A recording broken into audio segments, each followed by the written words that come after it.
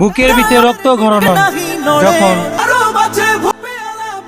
ফিলিস্তিনিদের ভিডিওগুলো দেখি, কষ্টে বুকটা ফেটে যায়। আমাদের সকল মুসলমান কান্ট্রি এক হয়ে যদি ইসরায়েলের বিপক্ষে যুদ্ধ করত, ইনশাল্লাহ মুসলমানের জয় হতো। কিন্তু আমরা মুসলমানরা সবার স্বার্থ নিয়েই পড়ে আছি। এর জন্যই আমরা মুসলমান 200 কোটি থাকার পরেও একতা হতে পারি না।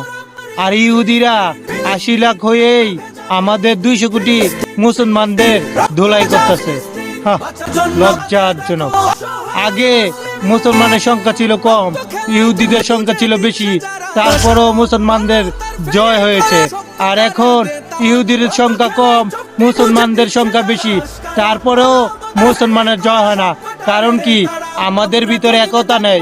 আমাদের রাষ্ট্রীয় নেতাগুলো তারা একতা নাই, যার যা স্বার্থ নিয়ে এখন বসে আছে। এই স্বার্থ একদিন পস্তাতে হবে, যে সুমগা নিজের থালায় ফুটো হয়ে যাবে। এটাই বাস্তব ভাই।